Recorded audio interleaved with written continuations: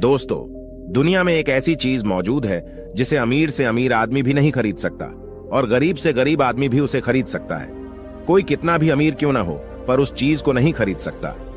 दोस्तों, वह है हमारे मन की शांति, या आप यह कह सकते हैं हमारा मन। अपने मन को समझ पाना बहुत ही कठिन काम है।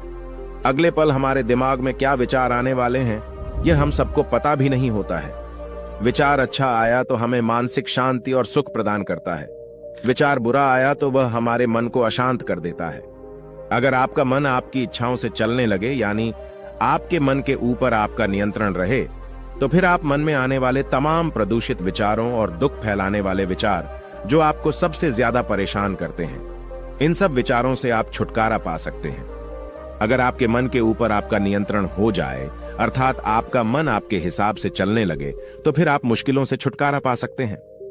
तो आज की इस बौद्ध कहानी में हम यही जानने का प्रयास करेंगे कि मन हमारे हिसाब से चलें, न कि हम मन के हिसाब से चलें। और कुछ तरीके बताए जाएंगे जिसे जानने के बाद आपका मन भी आपके हिसाब से चलने लगेगा। ये बात उस समय की है जब महात्मा बुद्ध बालिका पर्वत पर रह रहे थे। तभी वहां पर महात्मा बुद्ध का एक शिष्य उनके पास आया और वह महात्मा बुद्ध को प्रणाम करके कहता है, बुद्ध, मैंने सभी प्रकार से अपने मन को अपने नियंत्रण में कर लिया है, उसे अपने वश में कर लिया है। अब मेरा मन मुझे भटका नहीं सकता। अब मुझे मन की ओर से कोई भी अनुभूति नहीं होती और ना ही अब मैं अपने मन के अधीन रह रहा हूं। मेरा मन पूरी तरह से मेरे नियंत्रण में है। जैसा मैं चाहता हूं, जैसा मैं सोचना चाहता हूं, जिस तरह से मैं कार्य करना चाहता हूं, मेरा मन उसमें पूरा साथ देता है। मैं सब कुछ त्याग कर दिया हूं, मैं सब कुछ छोड़ दिया हूं और मैं परम सत्य को पाने के लिए पूर्ण रूप से तैयार हूं। बुद्ध, बताइए, मैं परम सत्य को कैसे प्राप्त कर सकता हूं? मुझे कहां मिलेगा? महात्मा बुद्ध अपने उसी शिष्य की यह बात सुनकर मुस्कुराने लगे और शीशे से कहते हैं, तुमने किस चीज का क्या किया है? तभी वह महात्मा बुद्ध से कहता है, बुद्ध, मैंने अपना परिवार छोड़ दिया है, जहां मेरे माता पिता, मेरी पत्नी और मेरे बच्चे रहते थे। मैंने उस परिवार को छोड़ दिया। जब मैं यहां पर आया था तो मुझे मेरे परिवार की बहुत याद आती थी। मेरा मन कहता था कि मैं वापस उन्हीं के पास चला जाऊं। मेरा मन यहां पर नहीं लगता था, लेकिन देखते ही देखते मैंने अपने मन को अपने वश में कर लिया है। अब तो मैं इसको अपने नियंत्रण में कर लिया हूं। अब ना तो मुझे अपने परिवार की याद आती है और ना ही मैं उनकी यादों को लेकर बेचैन रहता हूं। और तो और मुझे अपने घर के उन स्वादिष्ट पकवानों की भी याद नहीं आती जो मैं अपने सांसारिक जीवन में खाया करता था।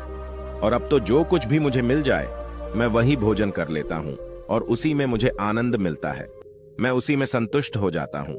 पहले मेरी काम बोर में इच्छा आ जाती थी, लेकिन अब मेरी इच्छा इस तरफ बिल्कुल भी नहीं आती। मेरे अंदर अब किसी भी प्रकार का कोई लालच नहीं है, कोई द्वेष नहीं है और न ही किसी से ईर्ष्या। मेरा मन बहुत ही शांत और स्थिर है और न ही मेरे मन में कोई इच्छा है और न ही कुछ पाने की लालसा है। अब मेरे मन में केवल मैं ही हूं। महात्मा बुद्ध ने अपने शिष्य की सारी बातें ध्यानपूर्वक सुनते हैं और उसके बाद अपने शिष्य से कहते हैं, भंते, ठीक है, जो कुछ भी तुम कर रहे हो वह सब सही है, इसलिए तुम कल मेरे साथ भिक्षाटन के लिए मेरे साथ चलोगे। वैसे महात्मा बुद्ध के मुख से यह शब्द सुनकर बहुत ही प्रसन्न हो जाता है और उनसे कहता है, जैसा आप चाहें। अगले दिन सुबह महात्मा बुद्ध और शिष्य दोनों भिक्षाटन के लिए आश्रम से निकल पड़ते हैं। जब महात्मा बुद्ध और उनका से बिछड़ के लिए एक गांव की तरफ जा रहे थे, तभी रास्ते में एक बहुत ही मनोरम उद्यान पड़ा। वहां पर बहुत ही असीम शांति थी। चारों तरफ हरियाली थी, मध्यम हवाएं बह रही थीं। हर तरफ मानो खुशियां बिखेर दी गई हो। यह सब देखकर वासी मंत्रमुग्ध हो गया और वह मन ही मन सोचने लगा, यदि मैं यहां पर आकर ध्यान करूंगा तो मैं परम सत्य तक अवश्य ही पहुंच जाऊंगा। परम सत्य मुझे जल्द ही मिल जाएगा। और अब यही विचार उसके मन में बार बार आने लगा। वह बार बार उसी उद्यान के बारे में सोचता, वहां की शांति, वहां की हरियाली, उन हवाओं के बारे में, उस उद्यान के फूलों की खुशबू के बारे में जो वहां की हवाओं में बह रही थी। उसके मन में वहां जाने की तीव्र इच्छा उत्पन्न होने लगी, लेकिन उसने जैसे तैसे खुद को संभाला और महात्मा बुद्ध के साथ दूसरे गांव में जाकर भिक्षा मांगकर वापस आश्रम लौट आया। लेकिन अभी उसके मन में उस उद्यान में जाने की तीव्र इच्छा जाग उठी थी और उसकी यह इच्छा समय के साथ और भी अधिक प्रबल हो जा रही थी। उससे अब रहा नहीं जा रहा था। वह कैसे भी उस मनोरम उद्यान में जाना चाहता था। अब उससे रहा नहीं जा रहा था। वह तुरंत ही महात्मा बुद्ध के पास जाकर उन्हें सादर प्रणाम करके कहता है, बुद्ध, वह उद्यान बहुत ही सुंदर था और वहां पर जो शांति थी, जो हरियाली थी और वहां की हवाओं में खुशबू बह रही थी, उससे मेरा मन और भी शांत हो गया था। यदि मैं वहां पर जाकर ध्यान करता हूं तो मेरा ध्यान अवश्य ही सफल होगा और मैं बहुत ही जल्द सत्य की प्राप्ति कर पाऊंगा। मैं बहुत जल्द बुद्धत्व को प्राप्त कर सकूंगा। उस समय महात्मा बुद्ध और उनके शिष्य के अलावा उस आश्रम में कोई और नहीं था। महात्मा बुद्ध ने अपने शिष्य से कहा, ठीक है, तुम चले जाना, लेकिन अभी कुछ देर के बाद जाना। जब कोई दूसरा भिक्षु यहाँ पर आ जाए तो तुम यहाँ से जा सकते हो, तब तक के लिए यहीं पर रुको। जैसे ही कोई भिक्षु आएगा तो तुम यहाँ से चले जाना। लेकिन उसका मन पूरी तरह से मंत्रमुग्ध हो चुका था। उससे सबके मन में उस उद्यान में जाकर बैठने की लालसा जाग उठी थी। वह अपनी इस इच्छा को पूरी करना चाहता था और इसी तीव्र इच्छा के कारण उसका मन यह मानने के लिए तैयार नहीं था और वह किसी के आने का इंतजार नहीं करना चाहता था। उसका मन वहां जाने के लिए बेचैन हो रहा था और वह अपने आप को रोक भी नहीं पा रहा था। इसलिए उसने महात्मा बुद्ध से एक बार फिर प्रार्थना की और कहा, हे बुद्ध, मुझे वहां जाने की आज्ञा दें।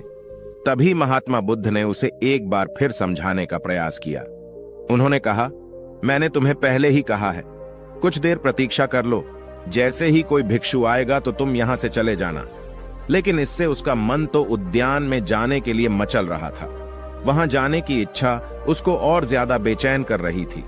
किसी भी हालत में वह अपनी उस ब्रेड इच्छा की पूर्ति करना चाहता था।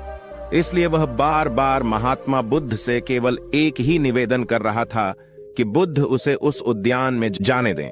और आखिरकार महात्मा बुद्ध उसकी बात मान ही जाते हैं और उसे उस उद्यान में जाने की अनुमति दे देते हैं। जैसे ही महात्मा बुद्ध ने उसे उस उद्यान में जाने की आज्ञा दी, वह खुशी से झूम उठा, क्योंकि उसकी इच्छा पूरी होने वाली थी। वह तुरंत ही दौड़ा दौड़ा उस वाटिका में पहुंचा। उसने अपना वहां आसन बिछाया और ध्यान करने लगा। लेकिन अब उसका मन भटक रहा था। उसने काफी देर तक प्रयास किया।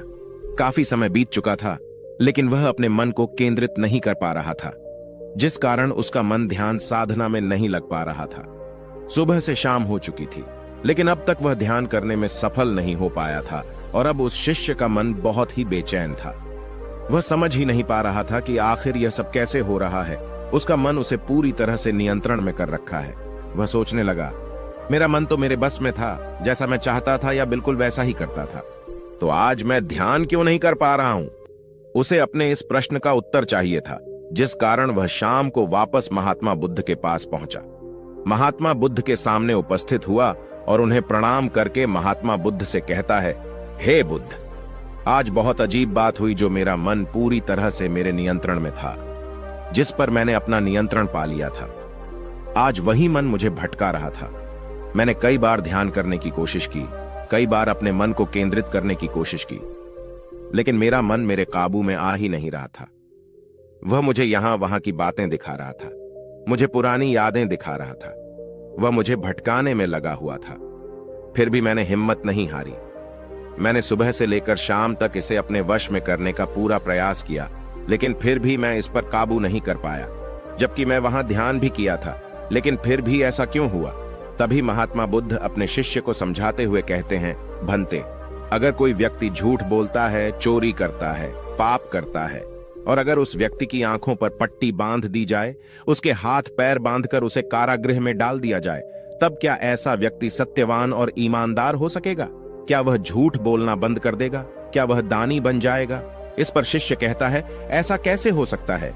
यदि व्यक्ति झूठ बोलता है, वह पापी है, चोरी करता है, लोगों को धोखा देने में उसे मजा आता है, और यदि उसके हाथ पैर बांधकर, उसकी आंखों पर पट्टी बांधकर उसे किसी कारागृह में डाल दिया जाए, तो वह और भी कठोर हो जाएगा, और जब वह वहां से बाहर निकलेगा तो और लोगों को परेशान करेगा। ऐसा व्यक्ति भला कैसे ईमानदार और सच्चा हो सकता है? और ऐसा व्यक्ति कभी कोई दान नहीं कर सकता। वह जो पहले था वही रहेगा। तभी महात्मा बुद्ध मुस्कुराने लगे और अपने उसी शिष्य से एक बार फिर कहते हैं, मान लो अगर कारागार का द्वार खुला हो और पहरेदार सोया हुआ हो, तो क्या ऐसा व्यक्ति कारागार से भागने का प्रयास नहीं करेगा? इस पर वह से कहता है, हां बिल्कुल, वह कारागार से भागी जाएगा, क्योंकि वह एक अपराधी है। वह ज्यादा दिनों तक बंदी बनकर रहना कभी नहीं पसंद करेगा। उसे अपनी आजादी पसंद है और उसे लोगों को परेशान करना भी पसंद है, इसलिए वह उस कारागृह में रह नहीं पाएगा। यदि उसे ऐसा अवसर प्राप्त होगा तो वह अवश्य ही वहां से भाग जाएगा। तभी महात्मा बुद्ध ने कहा, तो क्या वह कारागृह से भागने के बाद सत्यवान हो सकता है? क्या वह सत्य बोलेगा? क्या वह ईमानदारी की राह पर चल सकता है? क्या वह दानी बन जाएगा? महात्मा बुद्ध के इस सवाल का जवाब देते हुए वह शिष्य कहता है, वह भला ऐसा कैसे हो सकता है? वह तो अपराधी है, गुनाहगार है, जिसे लोगों को परेशान करने में मजा आता है, जिसे चोरी करना अच्छा लगता है। वह भला सत्यवान कैसे हो सकता है? वह भला ईमानदारी की राह पर कैसे चल सकता है?